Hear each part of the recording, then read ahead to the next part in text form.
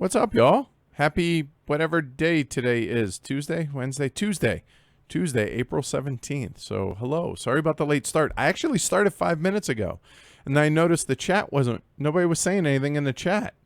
And I was like, wait, what's going on here? And then I realized that the software was kind of messing up. So, sorry about that, guys. So, I started 5 minutes ago. Where were y'all at? So yeah, my bad. Sorry about that. All right, yeah. So anyway, moving back. How is everybody today? All right. I'm doing well. Thanks for asking. Yeah, been a highly productive day. I imagine there's going to be enough questions about that, so I'll let you guys ask. Yeah, I figure, for those that didn't see Twitter and everything, this is now the new look.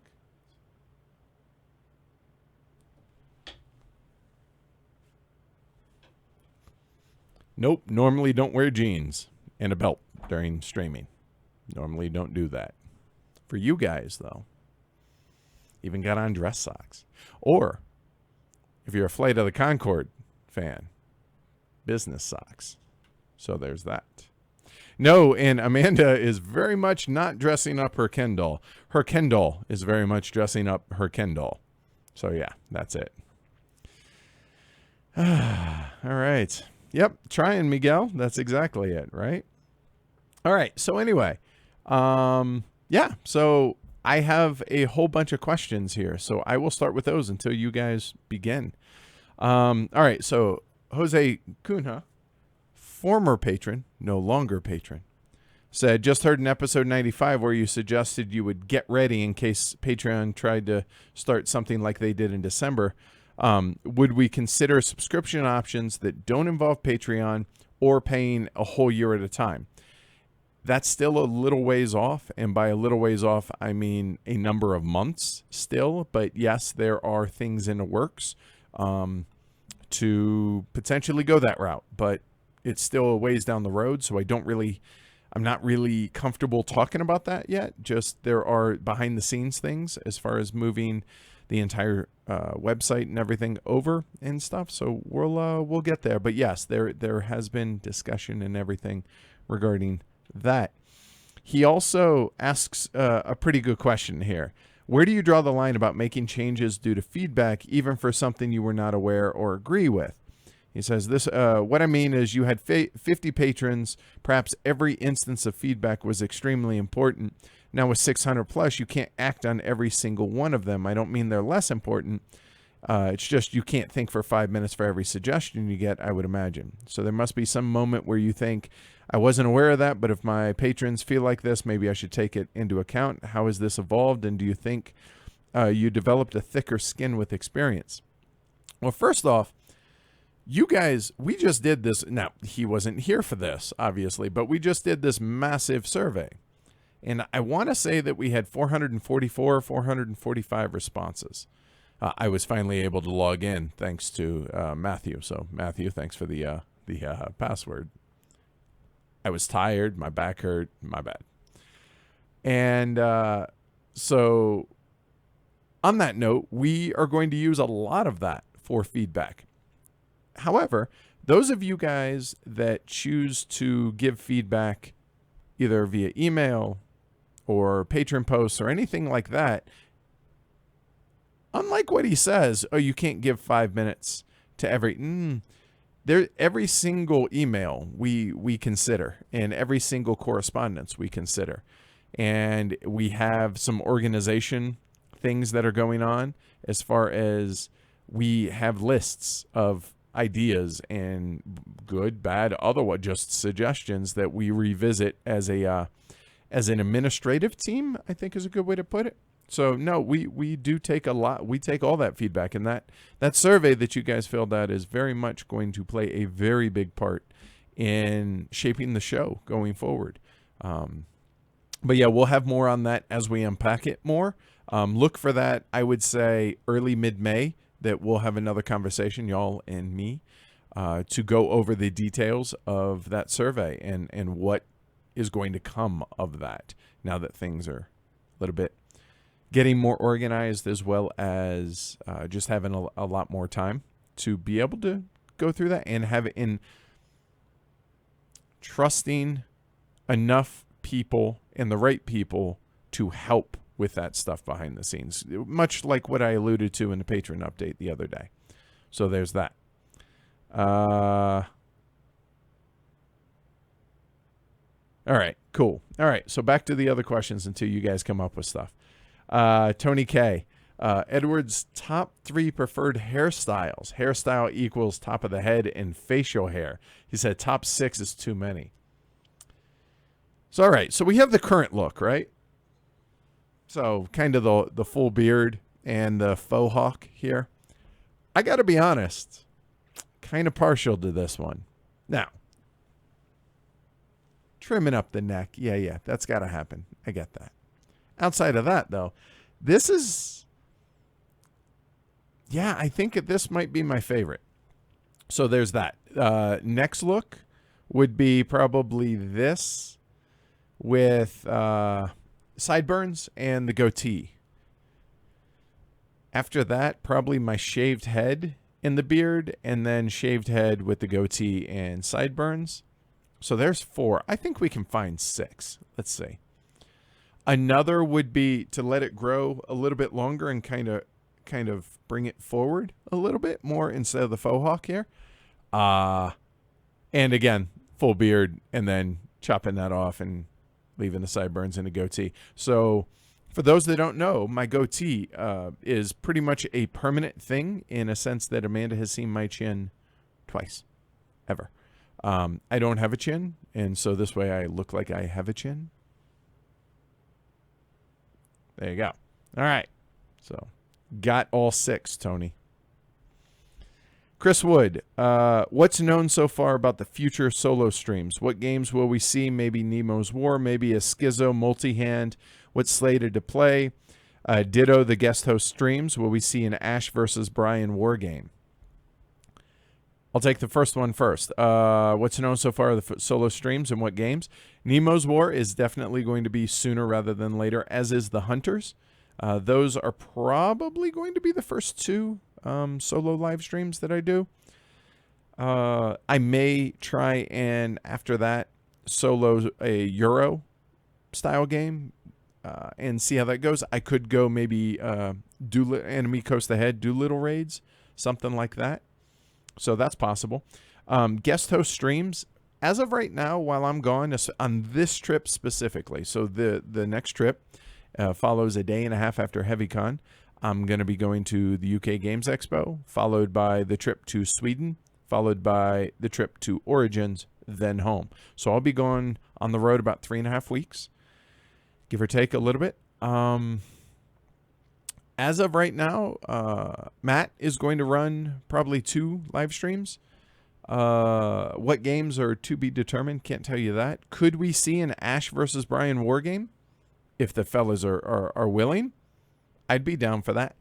I can't promise during this trip, but the following trip to Dice Tower Con, that very well could happen. And speaking of which, I wanted to talk about that. So Dice Tower Con got added. So there were 3 conventions added to the schedule for this year, 1 removed.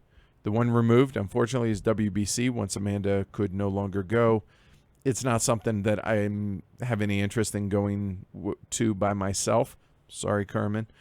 But the reason Dice Tower got added was, okay, let's think of it this way. What shows out there have their own conventions? To the best of my knowledge, there are 3 that aren't, super small, like RobCon for Blue Peg, Pink Peg. I wouldn't really consider that a convention. I would consider that like a very intimate gathering with a handful of friends, an extended game day kind of type thing. So to the best of my knowledge, there are 3 shows that have their own convention. There's us with HeavyCon. There's Shut Up and Sit Down, or Shucks. And then there's Dice Tower. And I got to thinking about this. Shucks, it would be cool to go to, but Shut Up and Sit Down, both Quinn's and Paul, I don't really know Matt over there at all. I've had no interaction with him, but I've gotten to know Paul pretty well, and I feel like I have a pretty good relationship with Quinn's. They have done a really good job and a very I've appreciated the job that they've done as far as informing their audience about who and what we are, and kind of, giving us some love, whether that's links, talks on a podcast, or whatever. So their audience is already pretty familiar with us. Whereas Dice Tower, I mean, let's face it, Dice Tower is the biggest show out there, regardless of who you are. And there's almost no crossover, right? There's very little crossover between their audience and ours. And I know there's a number of elephants, both patrons and otherwise, that go to Dice Tower Con. So doesn't it make sense to go there and represent the show? I'll have my business cards. I'll have, we'll have a meetup there, something like that, to where we get a chance to reach people that we would normally never, ever reach, and broaden the base of the people that we're reaching. So that makes a lot of sense to me. And I'm hoping it makes a lot of sense to y'all, so that in the end, it justifies the trip to Dice Tower. And that's been a strongly discussed topic behind the scenes about which conventions can we or should we justify going to, both from a content standpoint, but also from cost analysis benefit, whether or not it behooves us, whether or not it helps us to go to it. And by us, I mean both us, the show, as well as y'all, because the more we grow, the better off it's going to be for everybody, right? So yeah, so there's that struggle between that. Now, that said, we do have plans in place for doing a better job of keeping up with content and making sure that both the podcast and the YouTube channel don't lag while I'm gone. And so we're going to implement it on this trip and see how that goes, and kind of go from there. But the one, not immediately, it's a few weeks after I get back, is Dice Tower Con. And so y'all haven't heard me talk a whole lot about that, and I thought I would we could have a bit of a discussion about that and get y'all's feedback on that. I think that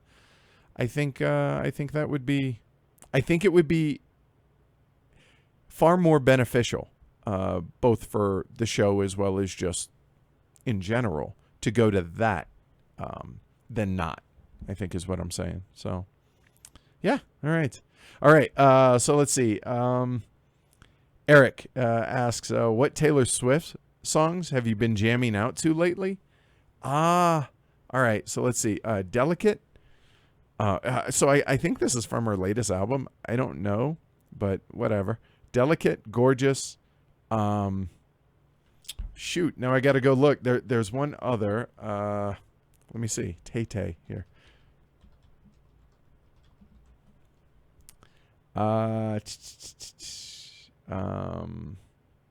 There's one other. Man, this is terrible. I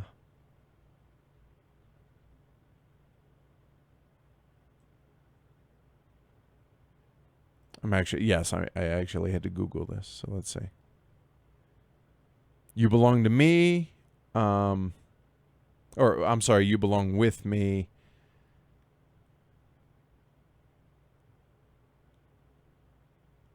Like, there's a lot of these I've never heard. Wildest Dreams.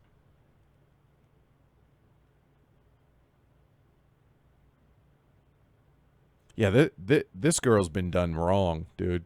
Just some of these songs are hysterical. Shake It Off, Safe and Sound. Yeah, that's about it. And then Halsey, pretty much everything from Him and I to Bad at Love to all that. Well, Watsky, which today's Tuesday, right? So I get to go see my spirit animal. I get to go see Watsky on Saturday. He's coming to the Ogden Theater, which is a pretty intimate venue here in Denver. Unfortunately, not Red Rocks, but Halsey is coming this summer to Red Rocks. So going to see that, I think in July, yeah, looking forward to that. That should be cool. So, all right. And for those that don't know, I tweeted out yesterday, I think, that I've been enjoying Taylor Swift and Halsey lately. Don't judge, okay? Hey, I'm not saying that's all I'm listening to. Just saying that I've been, yeah, whatever. Moving on. High Frontier live stream. Will this happen or should I stop dreaming? Ulakai. It will happen. I promise. It will even include some of colonization, but it will probably be roughly maybe September, late summer, maybe September timeframe, somewhere in there. But yes, coming. Vince, I appreciate it. Says the things I do for Heavy Cardboard. Up at 7 a.m. on my day off and no coffee for this. Man. I appreciate it. Hope things are going well over in China.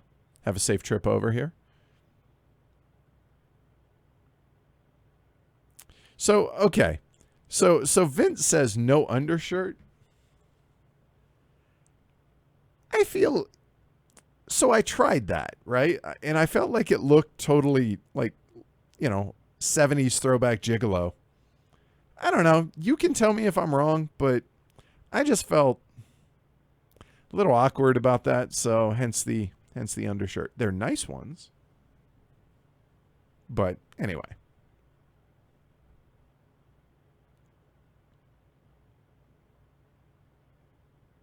Okay, so Tony says, not sure I agree that there's no crossover between us and Dice Tower. Fair enough. There's just not a lot of crossover, and so I think this would help with that. So Noah and Tony, and congratulations, Noah. I'll be hitting you up. Either me or Bev will be hitting you up later on tonight or tomorrow. So congrats on the Antiquity win. Yeah. All right, fair enough, Vince. You belong to me, right? She Belongs to Me by Harry Connick Jr. is kind of what I was thinking. Another song I've always been partial to. I don't know that I would consider myself a Swiftie, which I assume that's Tay-Tay. No, but I just enjoy some of the music. That's all right?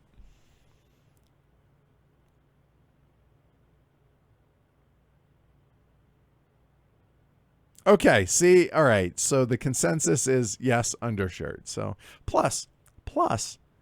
So the reason I always wear 2 t-shirts back when I wore t-shirts to conventions, or if I'm wearing a polo or anything like that, always wear a t-shirt underneath. And the reason for that, not to be gross, but it gets hot, when you're running around conventions, whatever. Somebody comes up for a hug. Nobody wants to feel as sweated through polo. Ugh, no. So t-shirt underneath and then polo or dress shirt on top. See? Try and give this stuff thought. Yes, this is basically style hour with Heavy Cardboard all of a sudden.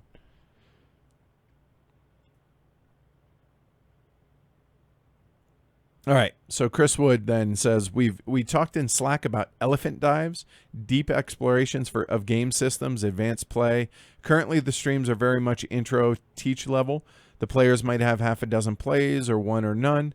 Would love to see some mid and high level play and dives below the surface, studies of details beyond the teach basis. What games would you choose for elephant dives? See, now this is hard. I would think that in order to be able to do that, there wouldn't be a ton of games in which we could do that. And on top of that, I think it would be best that I would run the stream and kind of GM the game and not actually play because, let's go through everything that I do on a stream. And this is kind of what makes this difficult, right?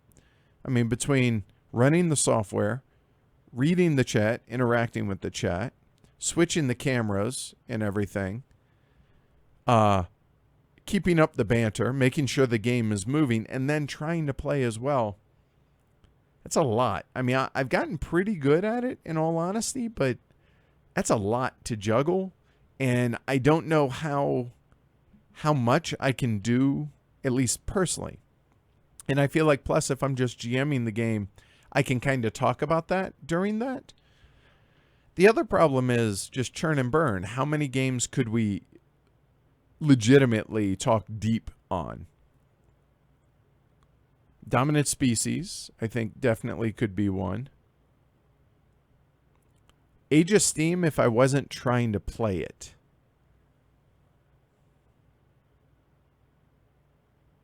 Probably Through the Ages with Sweater Mike, Banker Dave, stuff like that. Yeah, it's not a real long list of games that I would feel super comfortable really trying to go for high-level play, because I feel like we did pretty good downstairs when we did Great Western Trail. But yeah, there's not a ton that I would feel super comfortable with. And possibly with Ash on like PAX Ren or something like that. So, while I would like to do it, I don't know how much we could do it. All right, so hopefully that answers that.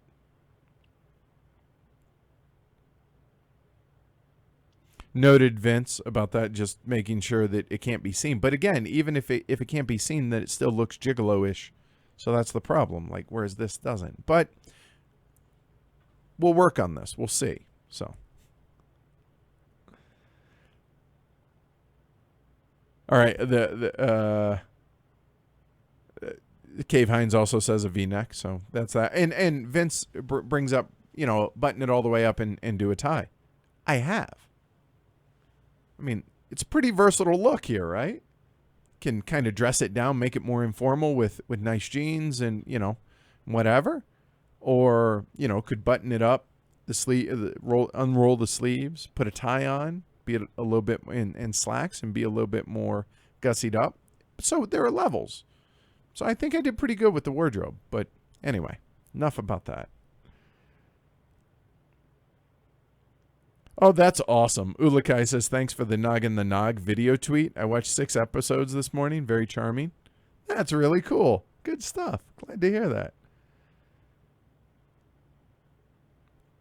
that. Still plans for non-Glory to Rome, Agricola, and Farmers of the Moor stream. Absolutely, Michael. That is going to be.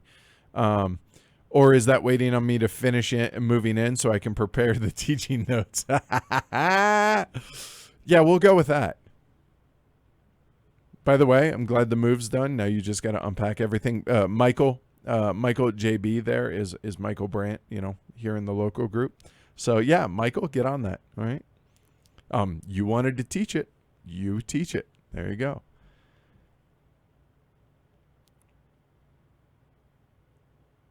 Miguel asks for Noggin the Nog, which that's technically not the name anymore, right? So let me give me a second. Let me look this up. Noggin the Nog, BGG. It's actually going to be called, because I want you guys to be able to reference it, Tales of the Northlands, the Sagas of Noggin the Nog. And the reason they did that is because the Sagas of Noggin the Nog, if you're outside the UK, it has no relevance to you. Guilty. And so that's why they decided to change the name like that. So any possible input on the family version weight? I think I'll watch the TV series to prepare myself for the game too. From what Nick Case, the designer and publisher, what he explained to us at LyriaCon was that the family version is just really gutted. It's really stripped down. And that was more or less to make it accessible to people that are familiar with Noggin the Nog but aren't necessarily gamers. So I think and I don't think I'm overstepping here, and Nick's a patron, so if he's lurking, he can always chime in and correct me. But that's not why you should be buying the game if you're planning on playing the game. As a part of the herd, it's very much a gamer's game. I mean, it's everybody who played it, we were all like, whoa, yeah, there's a lot more here than you would have thought. So yeah, there's that. Okay. Tony, any hints on the Golden Elephant nominees? We won't tell anyone. Here's a hint. They're coming soon. All right, I'll give you one. Lisboa. That surprises no one. So there's one of the nominees. There you go. How's that? Okay? Don't go telling people. Lorcan, so when are you going to put your jacket on? I don't own it.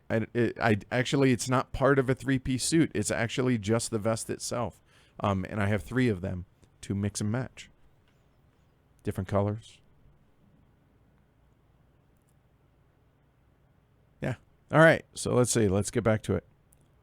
What's the most difficult thing that you've accomplished in building heavy cardboard? The thing that you had to work the hardest for?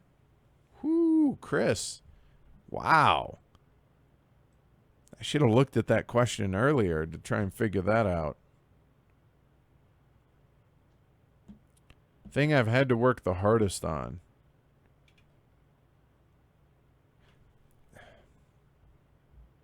Had to fight awfully hard to get the Golden Elephant Award recognized on BGG, but that wouldn't be the hardest.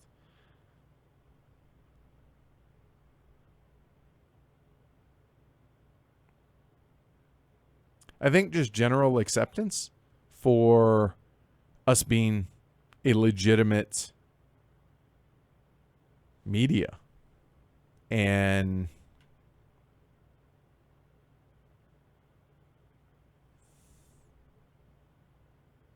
I would say probably that, because I don't feel like building the community has been difficult. It's just I'm doing things that come naturally to me that feel like this is how we should be doing stuff. So that's not difficult. It's time consuming, but it's not difficult. So yeah, I guess I would go with that. Let me ask y'all, what do you think is the most difficult thing?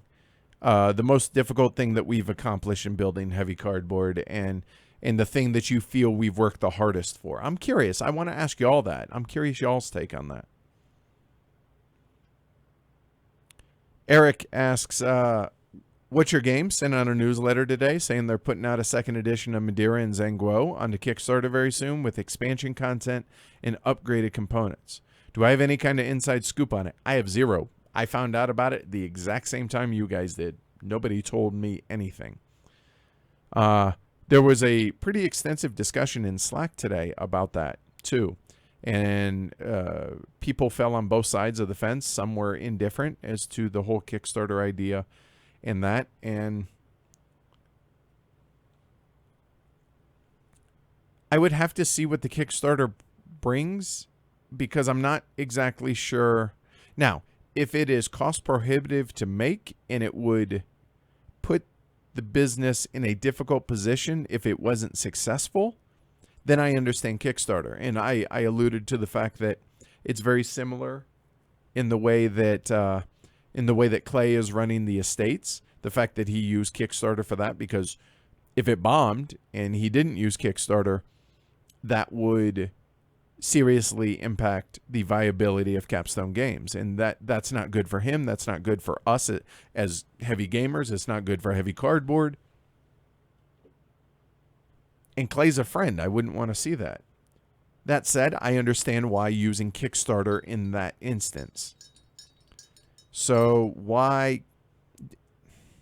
I don't know how I feel about the 2nd editions going to Kickstarter, to be honest with you.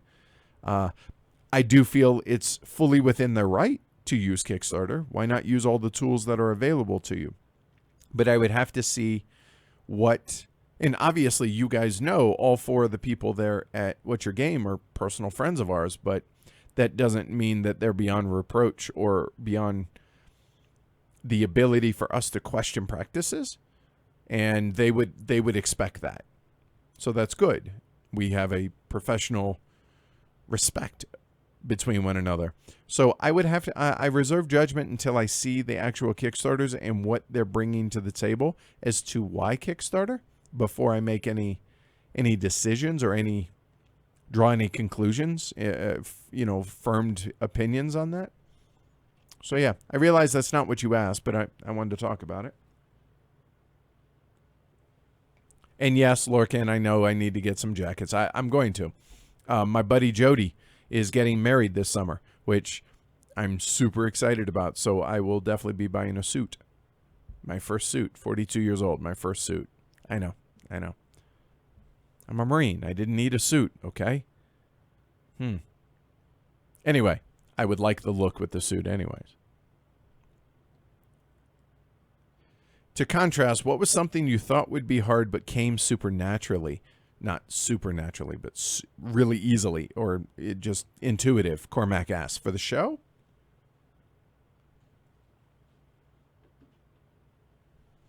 I mean, building the community, I've never done anything like this before. But it just, I think the big thing that helps with building the community, and I mean, you guys can correct me if I'm wrong. You guys can tell me if I'm right or wrong. But it's being honest. It's being transparent. It's being forthright. It's about being personal. I mean, we have plenty of listeners that really couldn't give two shits about the fact that Amanda and I talk about personal stuff. We talk about real life stuff, whether it's my weight loss, hers, her BPD, how Asher's doing, whatever. Ultimately, it's our show. We make that decision, and we feel like that helps build a bond between y'all and us. And that's really, really important to me. And I made sure that that was conveyed very clearly before Amanda came on as a co-host. So that came really naturally. I won't say easily, but naturally. I mean, I've talked about some pretty personal stuff on the show before, whether it's, you know, being abused as a kid or any of that stuff and losing both my parents, whatever. So I would definitely say that has come naturally. Social media has come naturally, which some of y'all are probably rolling your eyes thinking, well, yeah, obviously. But until the show, Edward wasn't on Kickstarter. Really? I wasn't on Twitter. And I really didn't use Facebook much.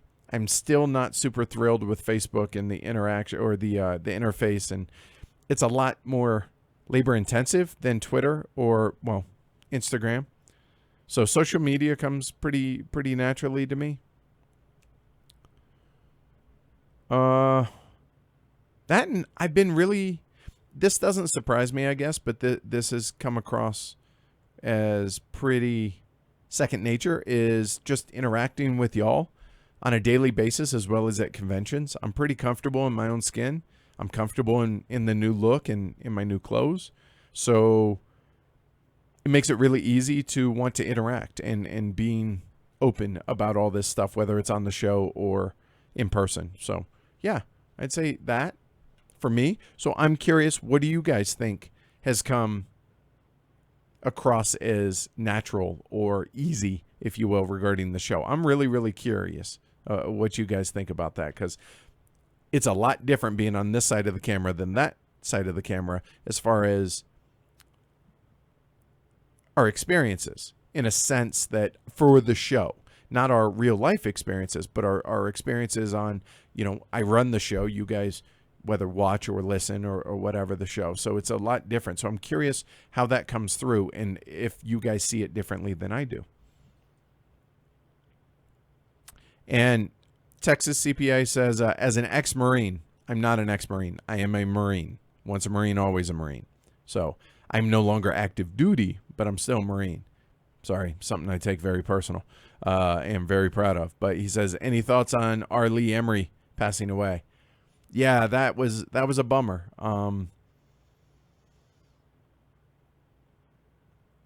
Full Metal Jacket, the first half of the movie especially was closer to reality than it wasn't back when I went to boot camp. They weren't allowed to touch.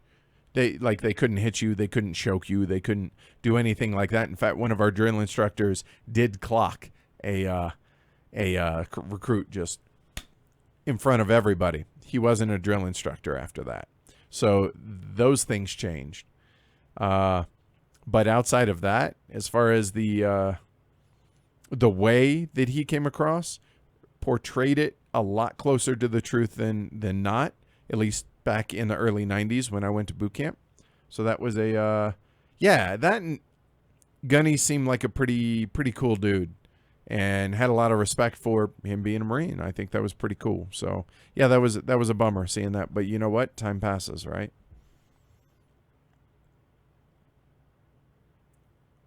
Anthony says the Advent gaming streams by the sound of it. What do you mean? What's that in reference to?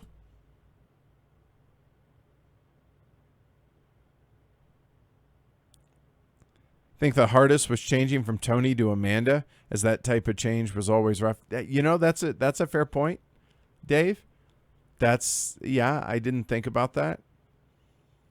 But it's funny, like, on the way to that dinner when Tony resigned, when he handed me his resignation letter, I had the thought, like, wouldn't that be something if he actually... And I was like, nah, the show's just starting to take... No, he wouldn't. No, not now. Eventually, I knew Tony was going to back out of the show. Eventually.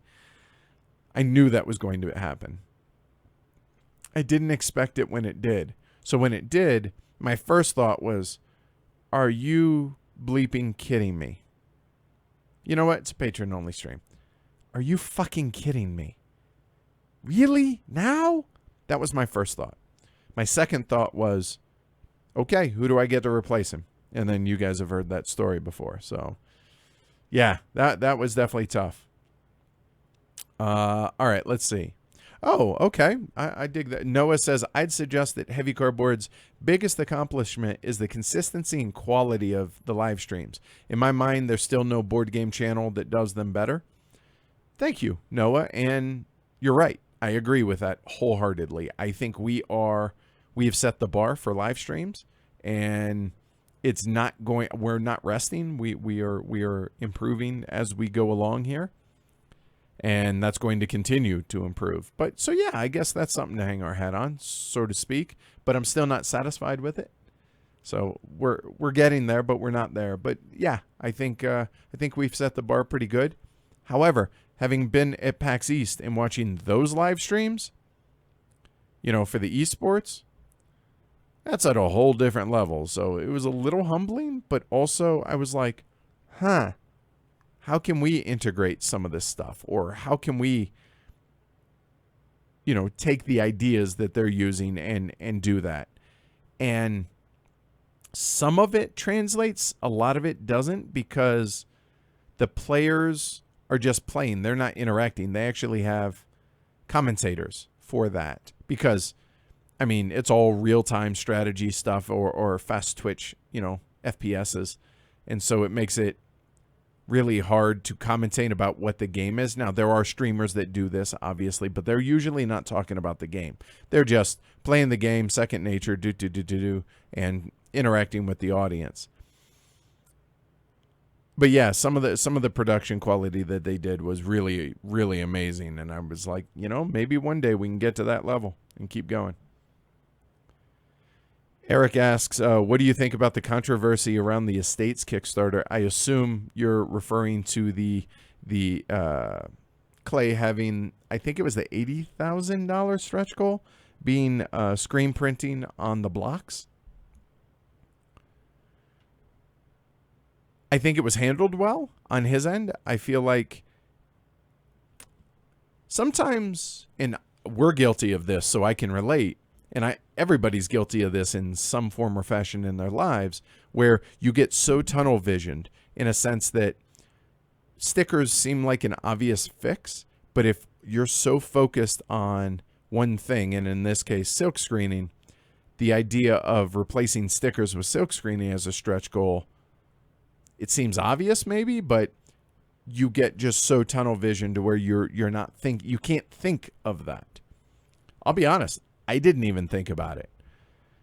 And I think it was handled well on his end.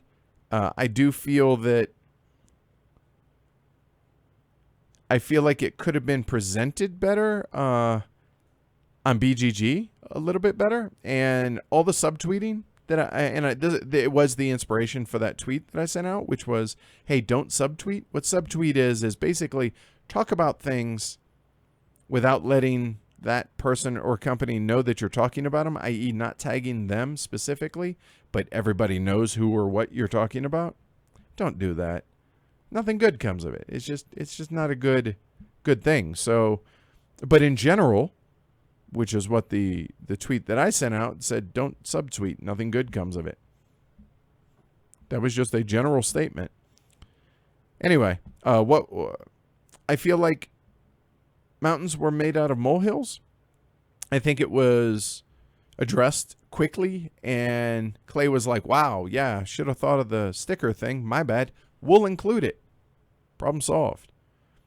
Isn't that what you're supposed to do, whether you're a human being or whether you're a company? Oh, hey, yep, our bad. We didn't think about it. Hey, let me try and address it as best I can and resolve the situation as best and as quick as I can. Pretty much did everything right in that. And do I believe it was an honest mistake? Yup. So what do I think of the controversy? I think it's a mountain made out of a molehill, and there are a lot of people in the world and on the internet that look for reasons to be upset about things. Not saying that that shouldn't have been pointed out, but I think some of the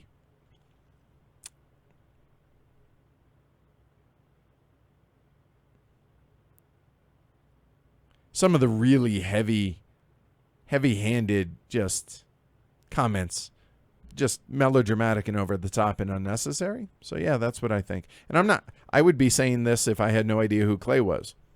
Everything got addressed correctly. Now, I wouldn't know and I don't technically know that it was an honest mistake, but knowing Clay, I'm willing to give him the benefit of the doubt. I have no reason to think that it wasn't an honest mistake. So yeah, shocking. The internet blows up about making a big deal about something smaller and something that got quickly addressed. I think that's the internet's fault more than anything.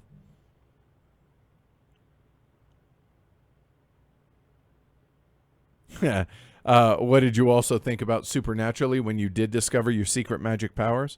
When I discover those, Lorcan, I'll let you know.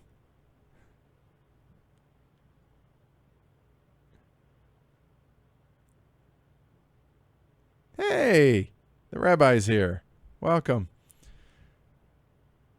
And by the way, for those that didn't see, the rabbi referenced that New York style pizza in New York is far better than Chicago style pizza. Not to say that Chicago style pizza is not tasty. It is.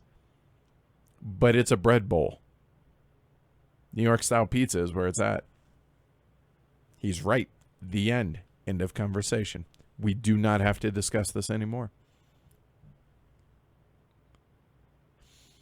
That's also a very good point, Vince. He says, in my opinion, the hardest thing that y'all had to go through was the Reddit incident. In my opinion, the hardest work thing that you did was the Patron drive. So let's see. Man. Whew. Yeah, back. Still hurting. Yeah, the Reddit thing. That was the first day and the only day that I've ever questioned whether or not I want to do this. That was hard. That sucked a lot. I'm not saying that what I did didn't break the rules, but I really didn't think what I did was that horrible. Hey, guys, will you go post this and upvote it? It's against the rules. I owned it. But again, the internet being the internet. Whatever. That was hard. I will say this, though. I have a new perspective on that type of stuff because I am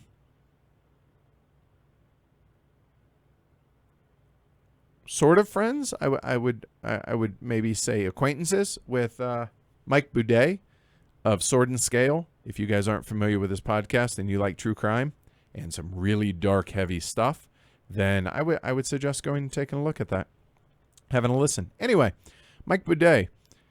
So we have 679 of y'all. He has over 10,000 patrons. And some of the stuff, not from the patrons necessarily, but just from the internet that he has to deal with, that's on a scale that, whoo boy. And he deals with it a lot. That puts things in perspective. Big time. And I also have a new appreciation for, real celebrities. I'm not a celebrity. I'm not anything like that. But I get noticed. I get recognized. People know who I am on Twitter, this and that. I can't imagine having to go through that at a scale that is 10,000 times the size of the show. I mean, it's a good problem to have on one hand, but dude,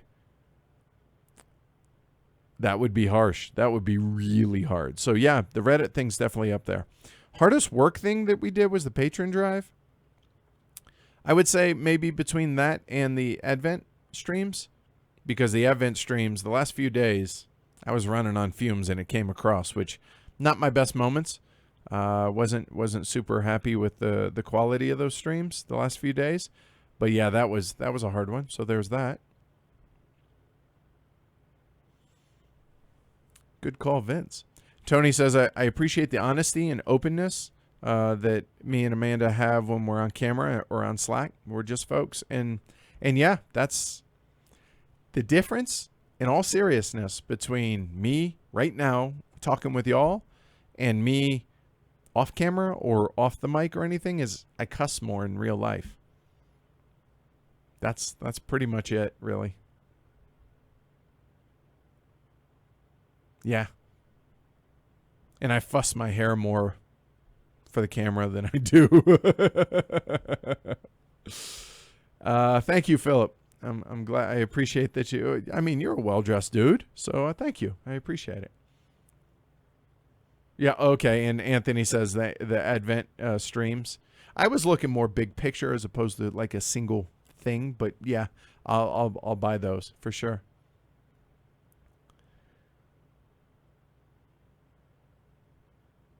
And Philip says, after having started a podcast, I understand how hard Edward and Amanda work. Appreciate that.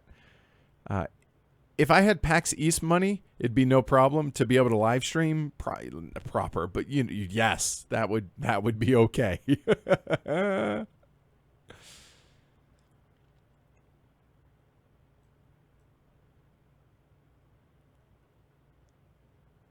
St. Louis style pizza, Dustin? You're gonna have to unpack that. I didn't know. I know St. Louis style barbecue. Yes, we can talk, but I don't know what St. Louis style pizza is.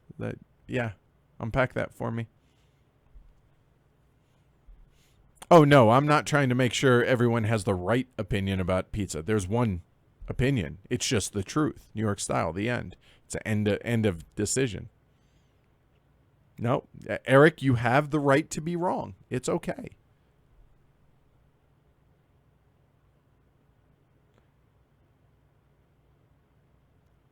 And the pizza in Boston isn't bad either. Yeah, like I said, it wasn't the greatest slice of pie I've ever had at what was it? I have such a hard time remembering the name of that joint in Boston that it went to, but dude, watching that gangster dressed dude and just getting smacked down by the waitress or the bar.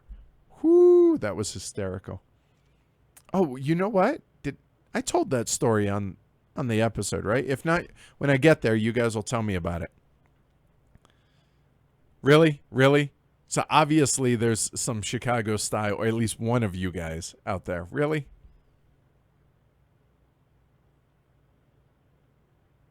Terrible.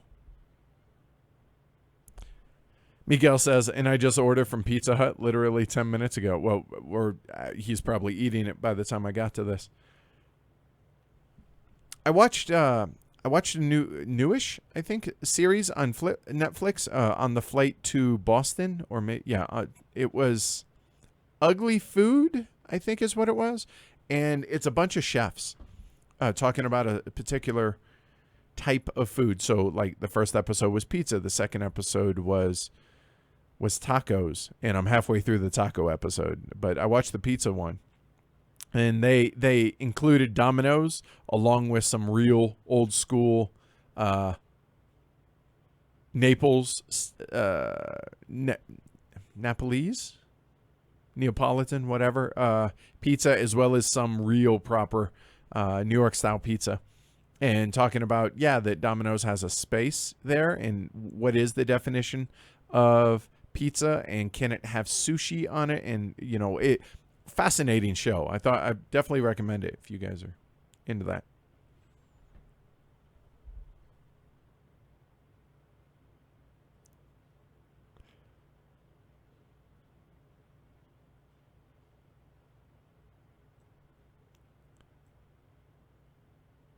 Christopher says, I don't know what happened on the board game subreddit that created the strict self-promotion rule, but it's real goofy.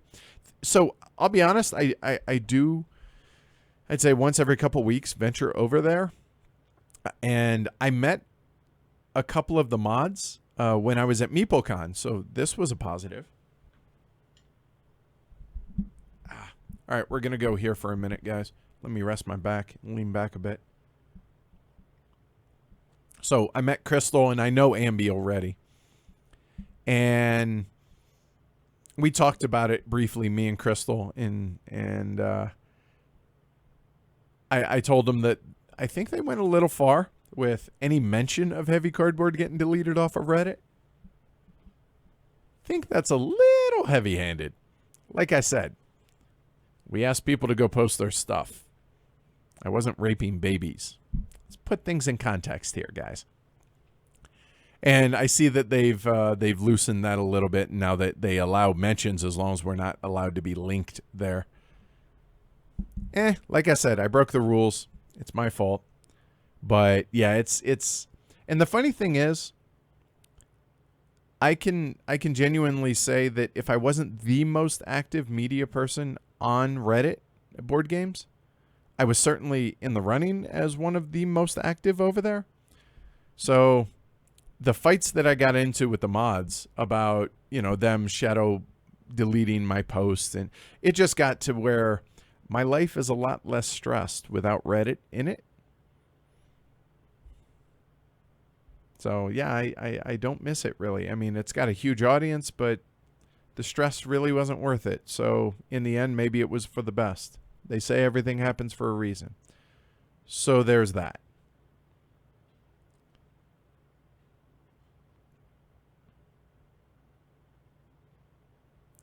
Anthony says, I've heard it said that you're creating something of real value and impact when you start getting haters as well as fans. Yeah, back in 2016, mid-2016, we actually had a troll account set up that trolled us. That was pretty hard because that's the first time we'd ever seen anything like that. And then having some real nasty people take shots at Amanda, which, I mean, wasn't real super keen on that yet. My co-host, but also my wife, didn't take real well to that. But yeah, when people start shitting on what you do, then you're making an impact. So there's that. And Dave, yes, you do cuss more in real life.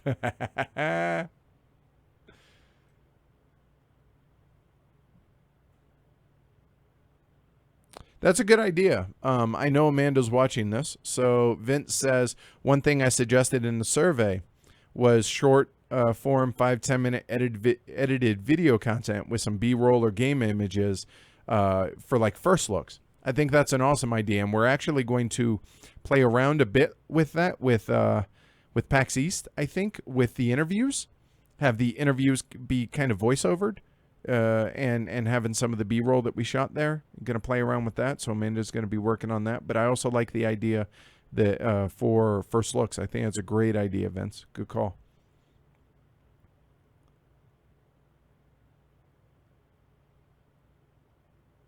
Oh, okay. Justin says St. Louis style is thin crust with Provel cheese, processed combination of cheddar, Swiss, and provolone. Oof. Usually cut in squares instead of slices, but the last part isn't important. I don't like thin crust pizza. Well, I've heard the saying that pizza's a lot like sex, in that the worst I've ever had still was pretty good. I don't think that's the case with pizza. Yeah, I'm just not a really big fan of thin crust pizza. But again, eat what you dig, but it's not the best pizza. Texas CPA, oddly, talking about taxes, today is the due date. We did. So we're learning a lot of that behind the scenes stuff as well. That hurt. We weren't doing quarterly taxes. We are now. Yeah, about that. Anyway, moving on. But yeah, Uncle Sam got his.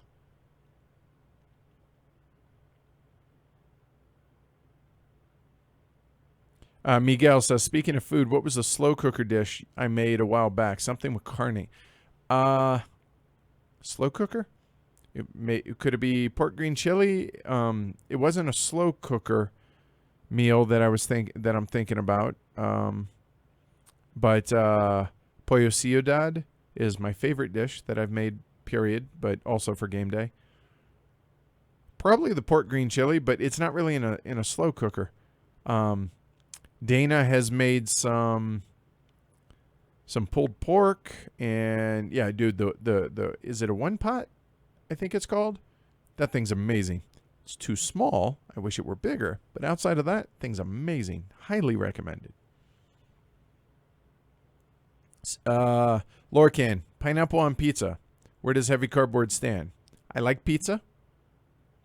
I like good pizza. We've had this discussion. I like pineapple. And on the right thing, I'm okay with it. I'm not a traditionalist. Now, let me also clarify. I think the best pizza in the world is a good margarita pizza. I don't think you need anything other than basil, cheese, and red sauce and excellent crust. I'm okay with other toppings, but I think that should be your baseline. If you can make an amazing margarita pizza, then we can explore other toppings. But you know what? Throw what you want on there. You want to throw egg on there. You want to, hey, if it tastes good, go for it. So I'm okay with it. Korean fried chicken. I could get on board with that, Cave Hines. Oh, the IRS granted a day extension due to a system error. Really? Yeah, our CPA filed our taxes. I think. I actually haven't. I assume Amanda sent back the signature thing on that. Double check that.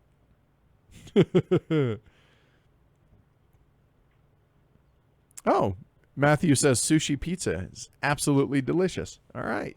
I've never had it. That doesn't mean to say I wouldn't. I like sushi. I like pizza. Weird, but willing to try it.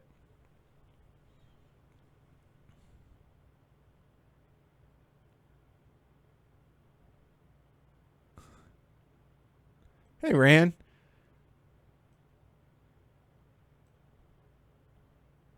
Philip says, I can't wait to meet Cussing Edward. We'll see how comfortable I get at HeavyCon. Dean, welcome. And all the folks that joined us. I see there are like 7 or 8 of y'all, so welcome.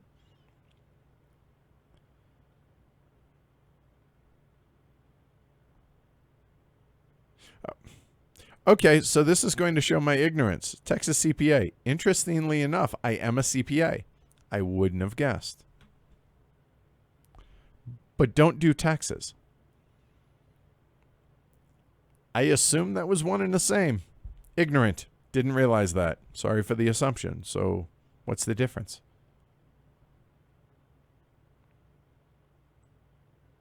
Last thing I'll say on pizza, Dustin says. You get yourself to Geekway at some point, happily introduce you. Fair. It's a date deal. I just don't know when it happens because that's the weekend before HeavyCon.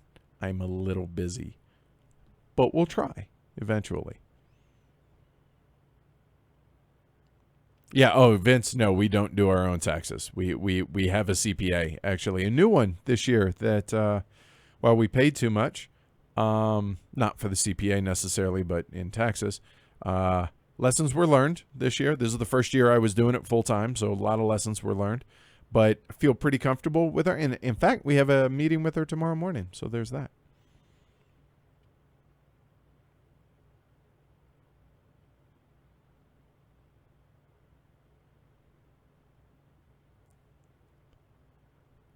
Margarita. Nah. Hey, there's no need to pick on my Reds. Historically horrible start. No, there's no need. You know what? I will say this. The Reds being as bad as they are has freed me up to do more for the show. Okay, Amanda says, yes, I did send it. Thank you. So, yes, our taxes are filed. There you go. And Tony, I would totally be down with checking that out. an inversion table. I honestly, I'm seriously considering hitting up a chiropractor. I know some people think they're quacks or whatever, but kind of to see how that goes. Oh, Joshua, welcome. Says, on your suggestion, Carrie tried a London Fog latte today, which that's redundant. London Fog is a latte. But what was the verdict? Amanda tried it, wasn't a fan. Personally, I think they're amazing, like life-changing. And I'll be honest, I owe it to Jess. So Jess, if you're listening, thank you. That was awesome. The only problem with it is now I want them all the time, and they're like $5 at Starbucks. Ugh. Could be a Marlins fan. At least my Reds have history. There's that. Philip, I worked on the trading floor for 15 years. We cuss like Marie. Fair point. Physical therapy, I am realistically not going to be doing a whole lot of, I'll be honest. I do plan on going to the gym because even though I'm at a weight that I'm comfortable with, I actually would like to get into better shape. So there's that. All right, so we're caught up. So let's see here.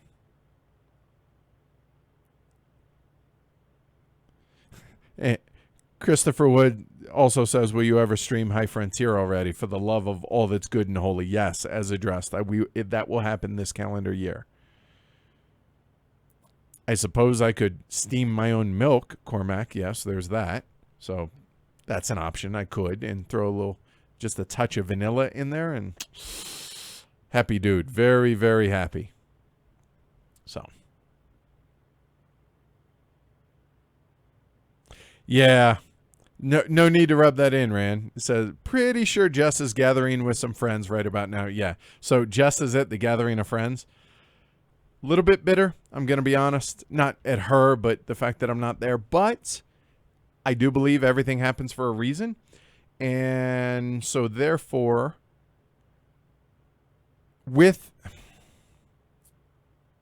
So, okay, let's talk about that. No, I'm surprised none of you guys have asked. So, here, I'll ask. Do you want to hear about some of the behind-the-scenes stuff? I'm not going to go super, super detailed, but if you guys do want to hear about it, I will. And by not being at the Gathering of Friends this year, I am almost positive I'm going to be there next year. It's allowed me to get the ducks in a row for the behind-the-scenes stuff that desperately needed to happen. Yeah. There were like 240 items from my brain dump that I was just carrying around with me that I had to try and keep straight and try and handle all myself. Just about all myself. And most of that's been offloaded or is in the process of getting offloaded. So that has helped. And it's still in the early phases, but so far so good. And it's could not be done without the small council, which are there are 8 folks on the small council that aren't named Edward and Amanda. So without them, the path that we.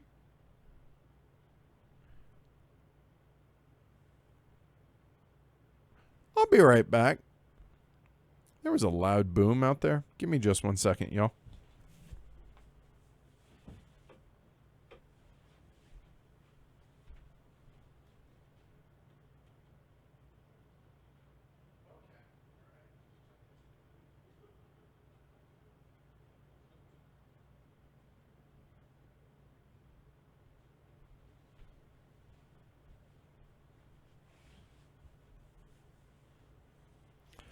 All good. It was just random jelly falling, I was told. So we're good. Honestly, I didn't know Matt and Dana were home. So there's that. Okay. So, yeah. Here, let's get back to it. Yeah, core exercises, important for bad backs. Yes, that is very much what I'm going to be focusing on. Yes. But anyway, the Gathering of Friends being gone from that or not being at that has given me the opportunity to get my ducks in a row to be able to make sure that content is the focus of what it is I'm doing and less about admin stuff because it's gotten literally untenable. Sorry. One moment. There we go. All right. Let's see.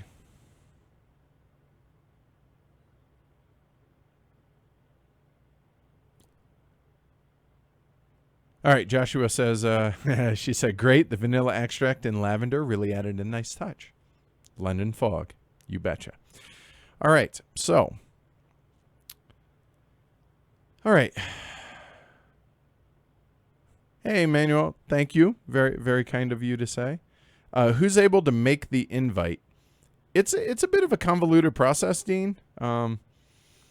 Basically, it's Alan Moon. It's Alan Moon's gathering of friends that is the one that dictates. He's the one who invites. So, but there's that. All right. So, jelly. He dropped some from the fridge. That's all it was, Cormac, and it was really loud because I've left the door open because you guys can't see over there, so Asher can come and go. There you go. Yep, Rand's got it pretty much nailed. There you go. All right. So behind the scenes stuff. So we have so there are 10 of us, right? It's me, Amanda. I'm gonna forget people, but I'm gonna try. Me, Amanda, Matt, my roommate and IT guy, the streams, Matt. We have Rob, Bev, Matthew, Brad, Jared. Oh, God. See, I knew this was going to happen if I did this. You know what? I'm going to cheat. I have the memory of a goldfish. So, although I'm hoping, having offloaded all that stuff out of my head for the brain dump that I did, that I would be able to actually help improve my memory. So, okay. Me, Amanda, obviously. Jared, Matthew, Ash, Dirt, Bev, Brad, Dan, Matt, and Rob. There you go. So those are the folks that are behind the scenes. And all of them, in some capacity, are helping out with specific aspects of the show.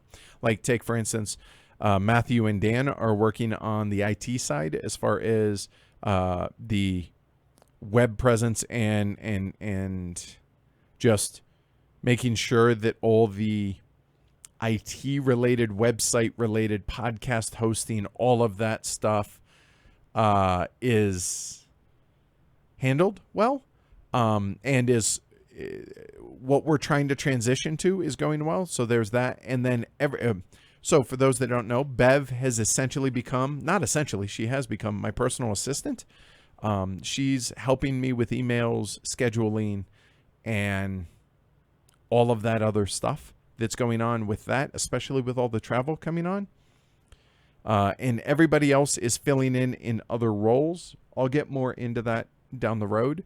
But of those 240 things, I would say 235 of them apply to the show.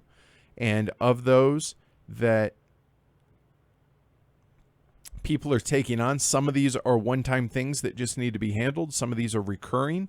Like, take the logistics of all the patron rewards and all of that stuff that's going on, and how massive an undertaking that has been, that we did not anticipate it being this much.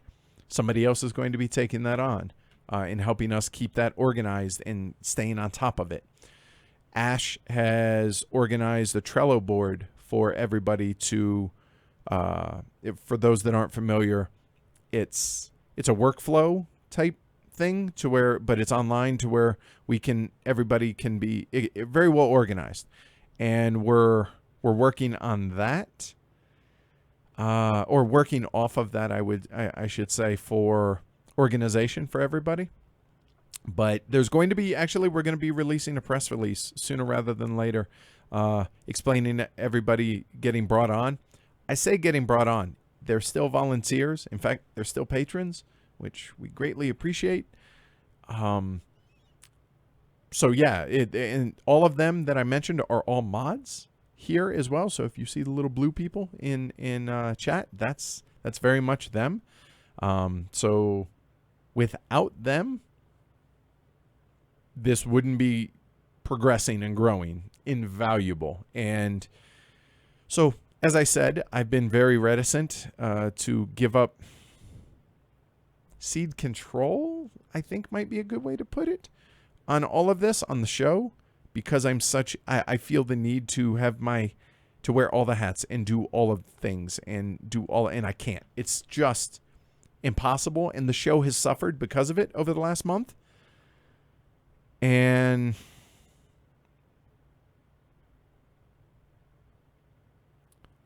I've reached a point, and I mean, it's basically saying exactly what I said in the Patron update, that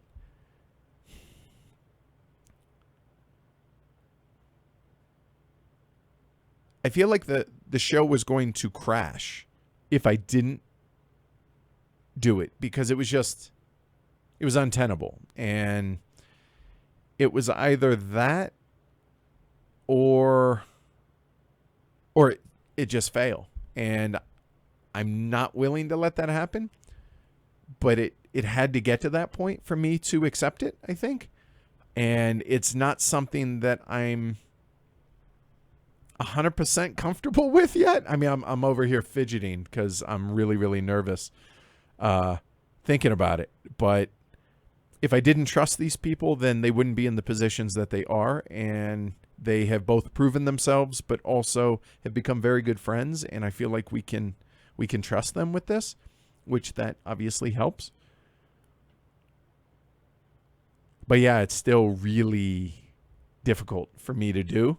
But so far, so good. It's only been a couple of days, and we're still working out what everyone's going to be doing. So there's that. So enough about that. So yeah. Yeah. All right.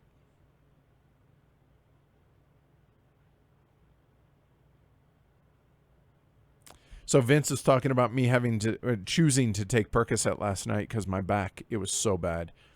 Percocet doesn't make the pain go away. It just makes you not care. And I used to take Celebrex for my back. Normally I just take Advil when I need it, whatever. And I tried Advil, didn't touch it.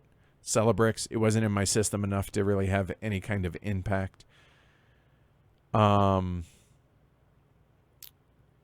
So I found that in the past, a full Percocet would make me nauseous and not feel real good. So I took a half Percocet, didn't touch it. Took the other half. I just didn't care about the pain at that point last night. Woke up this morning feeling a little bit better, actually. So not arguing with your mom, Vince. Just saying, I think it did help. It helped me relax a little bit. So there's that.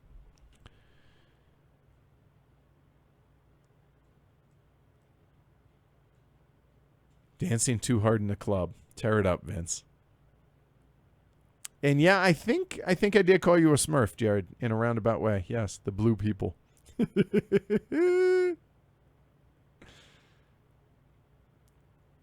Oh, Eiffel 65. Wow. This is awesome. Well done.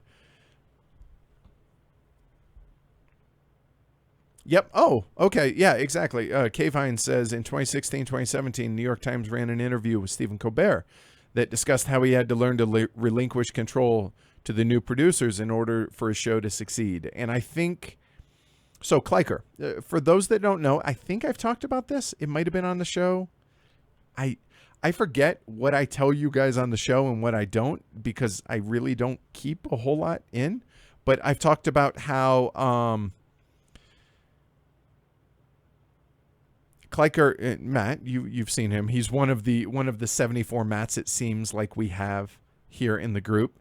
But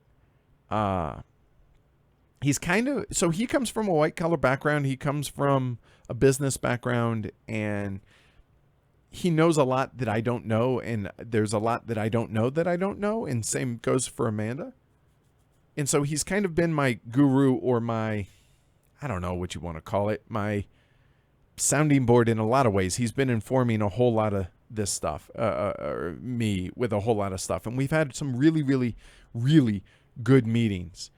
And he explained to me that at some point, and this was just before PAX East when we had our last meeting, and we usually meet over breakfast, that at some point, and the folks in the small council have told me that at some point you're going to have to let go of some of these things. It's just not possible. But it's the evolution of a small business or an entrepreneur, or fill in the right word, that, I mean, I don't have kids. This is the closest thing I've ever had to a baby. I mean, because I built this from scratch, obviously with help from Amanda and Tony and y'all and the small council and all that. But this is still my thing.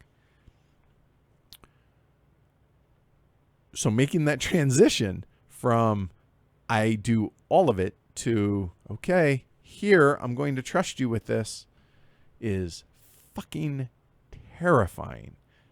But it's a necessary step. And he told me it's going to happen. You'll learn. Well, I'm learning. And I'm dealing with it all right so far.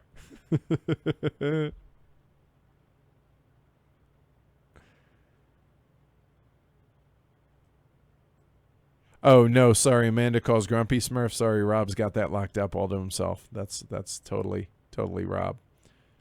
Battles with Brad on that sometimes, but you know what?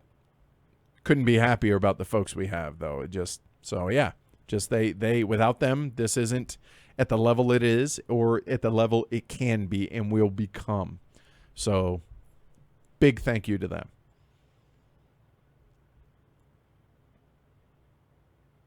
All right. Take care, Anthony. Thanks for coming.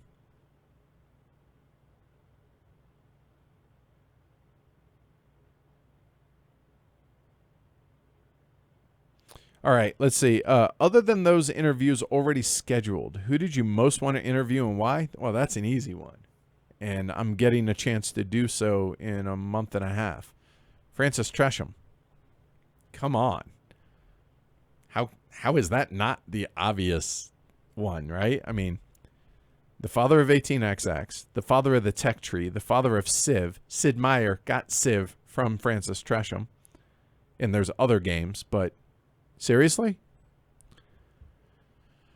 So, on that note, I'm going to be reaching out to you guys in a couple of weeks to give me questions that you want me to ask Francis Tresham. I'm thinking it's probably going to be about a 90-minute interview.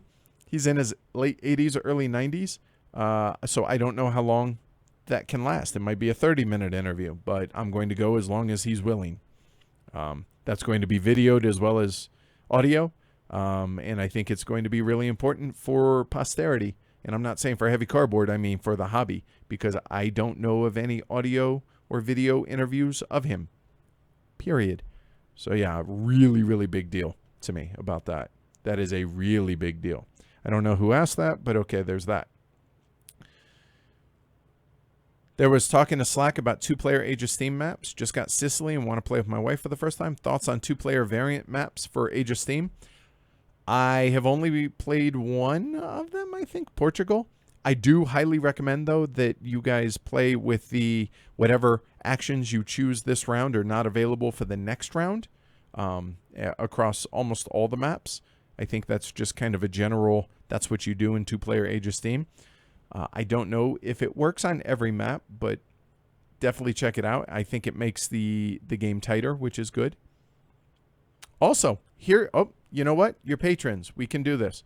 Here's a sneak peek of something that's going to be made available here soon.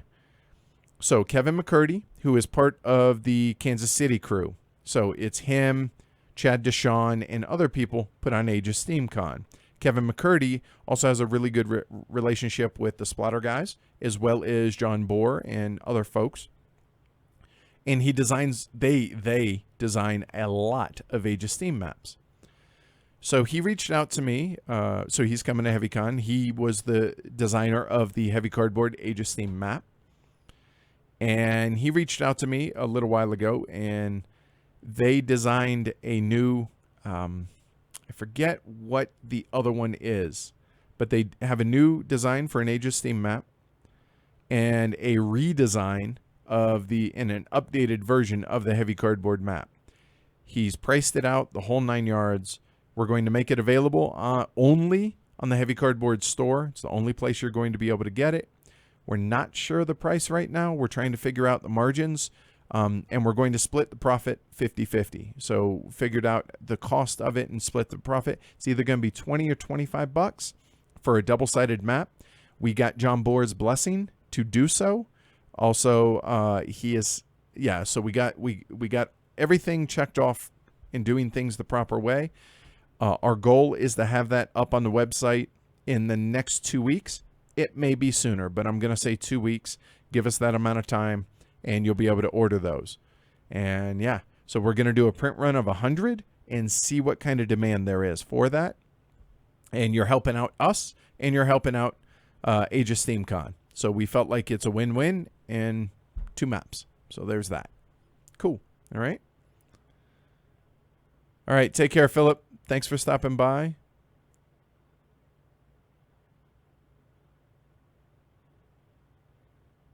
All right. Oh, Tresham doesn't count. I'm getting yelled at here. Tresham doesn't count because he's already scheduled. Well, shit.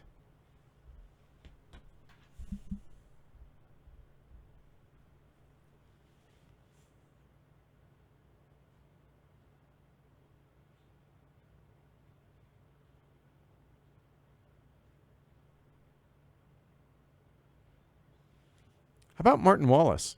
I think that'd be interesting because he seems very candid.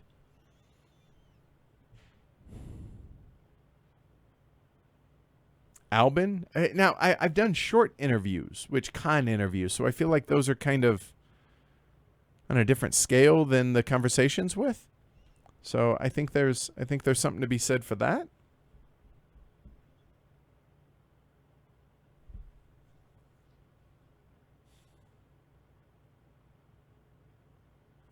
Man, that's really hard.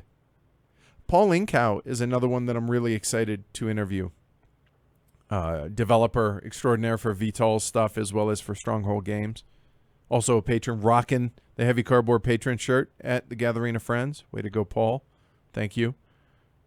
His picture with him and Uli, and I was like, killing me. But I appreciated it. Yeah, that's a tough one, man.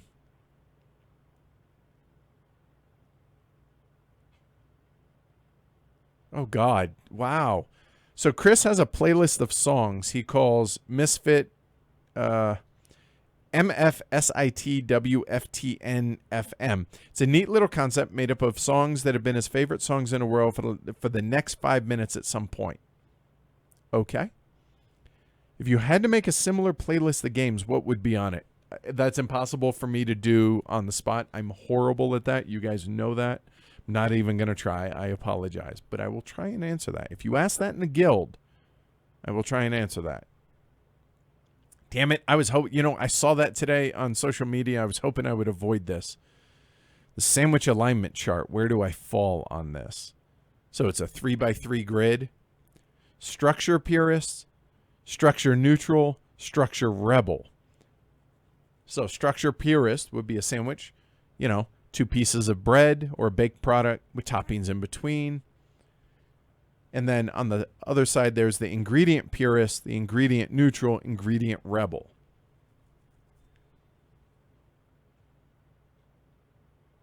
A hot dog's a sandwich, right? I mean, it's got to be 2 pieces of bread, meat in the middle. By any rationale, just because it has a hinge on it, like a hoagie,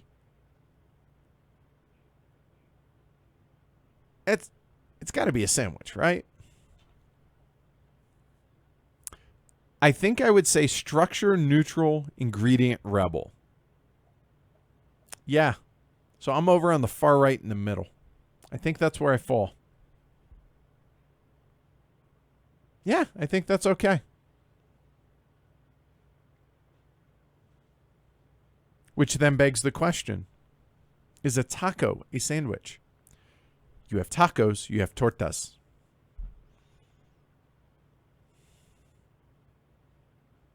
You can eat it on the go? Like, is a gyro a sandwich? These are tough questions.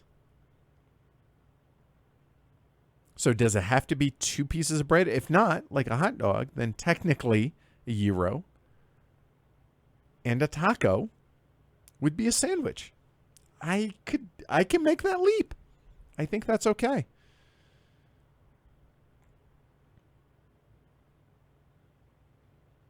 Is there an Age of Steam reprint coming out? There's supposed to be, but I've been told that probably don't look for it until very late 2018.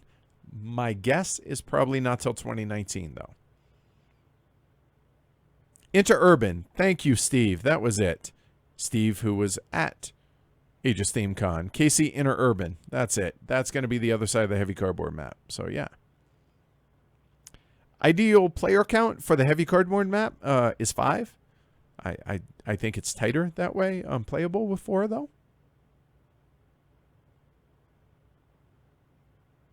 Oh, hey, Brian. What's up?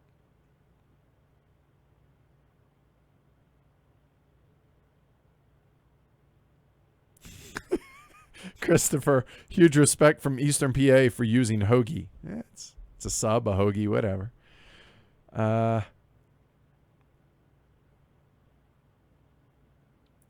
Drinks may be liquid, but not all liquids are drinks. So a hot dog is a hot dog and not a sandwich.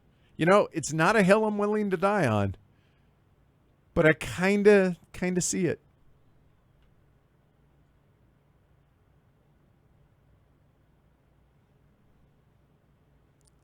Sorry, Jason.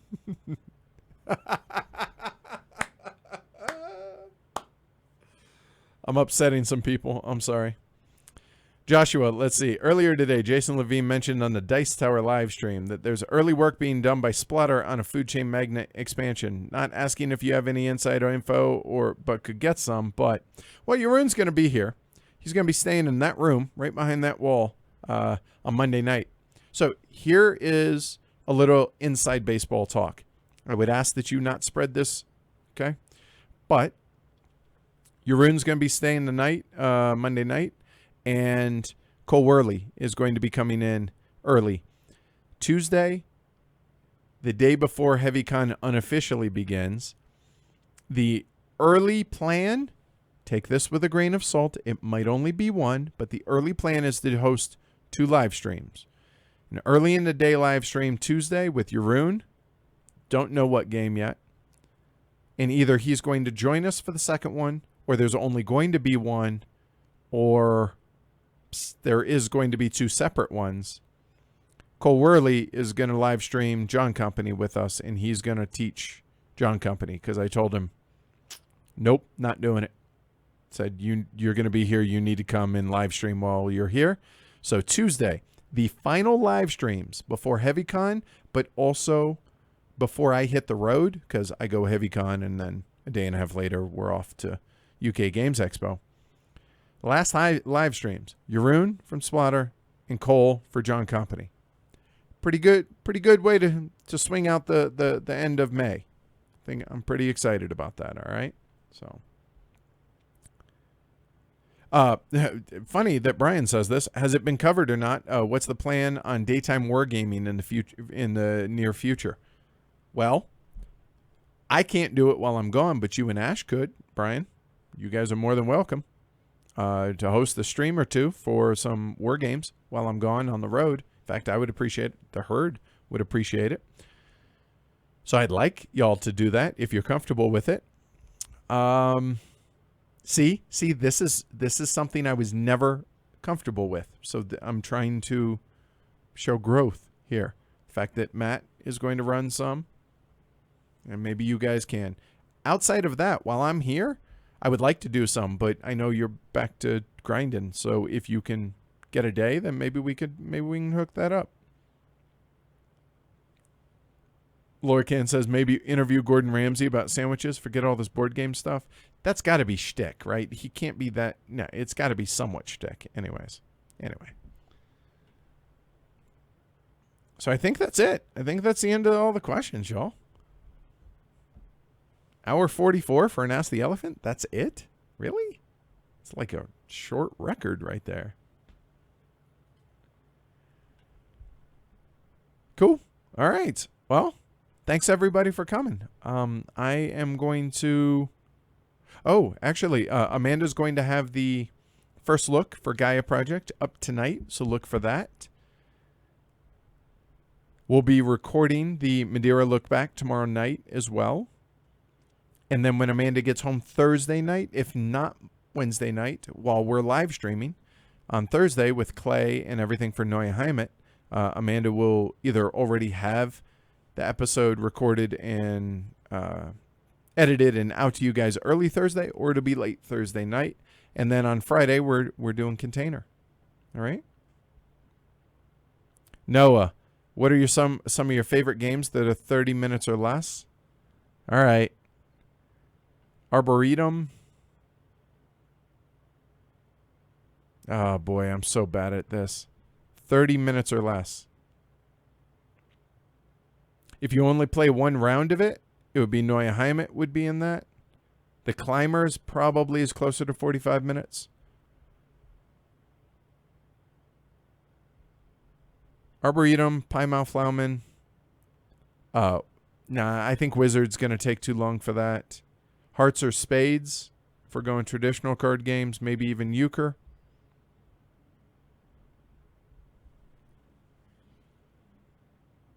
The Mind definitely is going to be up there, playing that a bunch at MeepleCon and at Gamma. That was pretty awesome. Yeah, I'm terrible at on the spot, so we'll go with those, but there's probably a dozen I've forgotten. Yes, I also am going to, Brian, The Hunters and Nemo's War are going to be before I leave as well for the next trip. I skipped one of Bev's questions. What are your favorite questions to answer? Oh, that's kind of a fun question. What are my favorite questions to answer?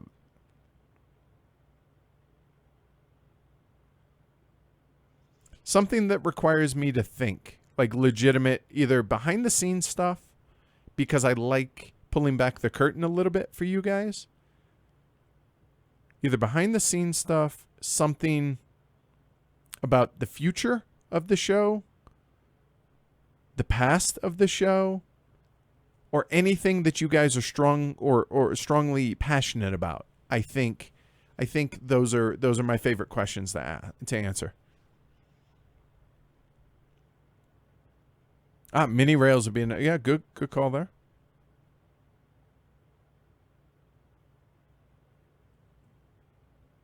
Yeah, that is also going to be something that we're going to be offloading right there, Vince. So Vince brings up a really good point. He says the length of the teaches. He says, I share heavy cardboard live streams or videos, whatever, before playing games, and I get so many comments of, I didn't watch that. It was 3.5 hours, yada, yada, yada. Videos are too long. Have you given any thought into separating out the teachers from the playthroughs like you've done for a few of them? Yes, that is also something that's on the Trello board, or if it's not, it's about to be, right? So that is going to be a priority for somebody to take on to edit those out, because out of every live stream, the perfect plan for us, what I've always wanted to do was out of every video be able to make 4 videos out of it. And it's not for viewer count. It's not for anything like that. It's simply one of the 4 is going to be the whole kit and caboodle as you guys are used to. Then there's going to be a teach only, playthrough only, and a roundtable only. So a total of 4 videos. That's what I want. Every one. The exception to that might be any of those games in which we had to break up the teach. Like, we're going to get to this stuff later. That's going to be a little bit hard. We could still break out the roundtable. But, yeah, those are going to be a little bit tough. Outside of that, that absolutely is going to happen. And I'm hoping that because in theory, we have everything lined up and humming along well by the time I hit the road, that maybe somebody can start taking that on in the next few weeks, if not while I'm gone, and start getting through those. If there's somebody out there that wants to help with video editing to be able to do that, let us know. Shoot us an email. We are always looking for trusted volunteers for stuff like that can help. Okay?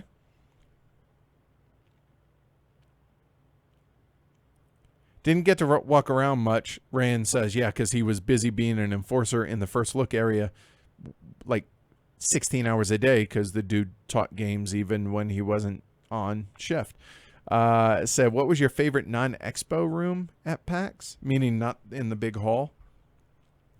The Kickstarter room was pretty cool, and I described that pretty well in the episode. Just, the fact that it was really intimate, it felt like, and it had cool lighting, which was great unless you were Jordan, who was the colors of things mattered, and it was a little hard to see because of the cool lighting.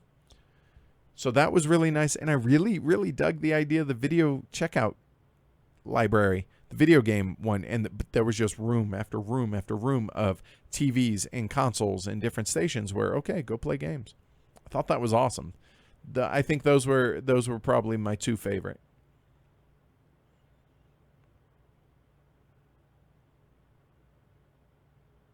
And the pre-recorded teaches like Feudum, that might be something that we implement more, certainly.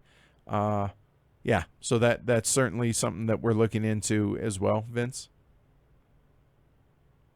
And the teaching notes, how are those coming along? They're coming along. We rely on essentially right now one person to do that, and real life has kind of gotten in the way of that. And I don't want, like, for anybody on the small council that's helping the show, they're doing so on a volunteer basis. And who am I to be like, no, real life can't get in the way.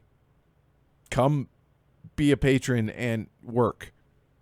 But at the same time, everybody takes their responsibilities very seriously, and just real life and health issues have gotten in the way. They're coming, I promise. In fact, we're switching the way we are doing the teaching notes a little bit, in a sense that the way you guys get access to it, because as it is right now, once you have access to it, you permanently have access to it, and that doesn't make a lot of sense for people that stop being patrons. So we're going to control that access a little bit better, and if that hasn't happened, that will happen this week. The email addresses for all the $10 and up patrons have been passed along, and you'll be getting invites to all those. More are in the works. There's a whole bunch of them coming. I would argue that there's more not available than are, but they're coming. I appreciate the patience, and with everything that's going on transition-wise behind the scenes, just ask for a little bit more patience, but they're coming, I promise. Hey, Tony, what's up? All right. Hey, had to finish a game of Madeira. Always acceptable to miss streams because you're gaming. We're all good with that. Cool. All right.